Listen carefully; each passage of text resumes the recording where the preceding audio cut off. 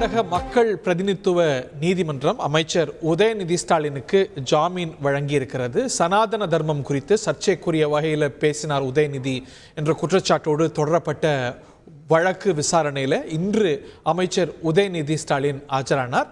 அவருக்கு ஜாமீன் வழங்கப்பட்டு இந்த வழக்கானது ஆகஸ்ட் மாதம் 8ஆம் தேதிக்கு ஒத்தி வைக்கப்பட்டிருக்கிறது. இது தொடர்பாக உச்சநீதிமன்றத்தை ஏற்கனவே நாடியிருக்கிறார். இந்த விவகாரம் தொடர்பான எல்லா வழக்குகளையும் ஒன்றாக விசாரிக்க வேண்டும் என்ற கோரிக்கை உதயநிதி ஸ்டாலின் தரப்பில் உச்சநீதிமன்றத்தில் வைக்கப்பட்டிருக்கிறது. அந்த கோரிக்கையெல்லாம் இன்றைய வாதத்தில் திரு உதயநிதி தரப்பில் வைக்கப்பட்டிருக்கும் என்று அறிகின்றோம். இந்த நிலையில் இந்த வழக்கு விசாரணை அடுத்த மாதம் ஆகஸ்ட் மாதம் 8ஆம் தேதி தள்ளி வைக்கப்பட்டிருக்கிறது. அமைச்சர் உதயநிதி ஸ்டாலினுக்கு ஜாமீன் வழங்கி பெங்களூரில் உள்ள மக்கள் பிரதிநிதித்துவ நீதிமன்றம் உத்தரவிட்டிருக்கிறது குறிப்பிடத்தக்கது. கடந்த ஆண்டு சனாதன தர்மம் குறித்து தமிழ்நாட்டில் நடந்த நிகழ்ச்சியில் அவர் சர்ச்சைக்குரிய அளவில் பேசினார் என்பது அரசியல் சர்ச்சையாக எந்த அளவுக்கு ஆனதோ, சென்னை உயர்நீதிமன்றம், கர்நாடகத்தில் இருக்கக்கூடிய இந்த நீதிமன்றம் என்று பல்வேறு நீதிமன்ற கதவுகளையும் இந்த சர்ச்சையானது தட்டியிருக்கிறது குறிப்பிடத்தக்கது. இது பற்றிய மேலும் விவரங்களோடு செய்தியாளர் பாரதி ராஜா இணைகிறார். பாரதி ராஜா, ஓட்டி. ஏனென்றால் இந்த வழக்கில் அவருக்கு ஜாமீன் வழங்கப்பட்டிருக்கிறது என்பது குறிப்பிடத்தக்கது.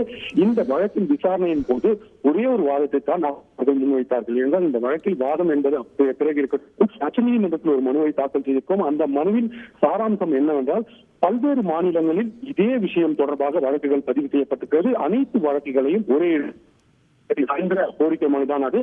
அந்த மனு மீது புகார்தாரர்களுக்கு ஏற்கனவே உச்சநீதிமன்றம் நோட்டீஸ் அனுப்பியிருக்கிறது. அதற்கு அவர்கள் பதில் அளிக்க வேண்டும். அதன் பிறகு உச்சநீதிமன்றம் ஒரு முடிவெடுக்கும் எங்கு இந்த விசாரணை நடக்க வேண்டும் என்று. அந்த விசாரணையின் போது வழங்கப்படும் தீர்ப்பு அனைத்து மாநிலங்களில் புகார் பதிவு செய்வதற்கு பொருந்தும் என்ற ஒரு விஷயமானது தெரிவிக்கப்பட்டது. இந்த வாதத்தை தான் அவர் முன்வைத்தார்.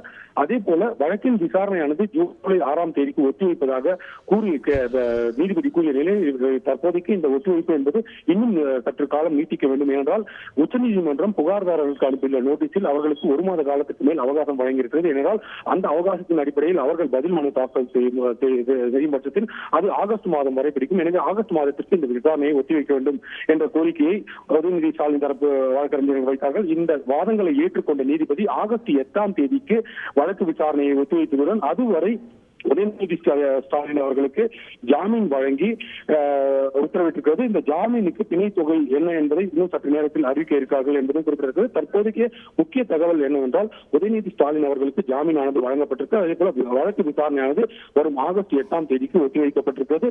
அதற்குள் உச்சநீதிமன்ற தீர்ப்பு வரும் பட்சத்தில் அதாவது இந்த ஜார்க்கண்டில் தொடரப்பட்ட என 5க்கும் மேற்பட்ட மாநிலங்களில் இது தொடர்பான வழக்குகள் இருக்குது. இந்த வழக்குகளை எங்கு விசாரிக்க வேண்டும் என்று உச்சநீதிமன்றம் அங்கு இதற்கான வழக்கு விசாரணைகள் நடைபெறும். கர்நாடகாவிற்கு வர தேவையில்லை. உச்சநீதிமன்றத்தில் எந்த முடிவும் எடுக்கவில்லை என்றால் மீண்டும் அவர் இங்கு ஆஜராக வேண்டிய ஒரு சூழல் கூட. ஏற்கனவே உச்ச நீதிமன்றத்தில் மனு போட்டிருக்கிறது உதயநிதி தரப்பு. அதாவது பல்வேறு இடங்களில் இந்த வழக்கு நடைபெற்று வருவதால் இதெல்லாம் கம்பைன் பண்ணி ஒன்றா விசாரிக்கணும் அப்படிங்கிற ஒரு கோரிக்கை நீதிமன்றத்தில் நிலுவையில் இருப்பதனாலையும் அதை குறிப்பிட்டு வாதங்கள் வைக்கப்பட்டிருக்கின்றன. கர்நாடக உயர்நீதிமன்றத்தில் நடைபெற்ற இந்த வழக்கில் ஆகஸ்ட் 8ஆம் தேதி இந்த வழக்குடைய விசாரணை ஒத்திவைக்கப்பட்டு அமைச்சர் உதயநிதி ஸ்டாலினுக்கு ஜாமீன் வழங்கப்பட்டிருப்பது குறிப்பிடத்தக்கது. செய்திகளை உடனுக்குடன் தெரிந்து கொள்ள உடனே சப்ஸ்கிரைப் பண்ணுங்க.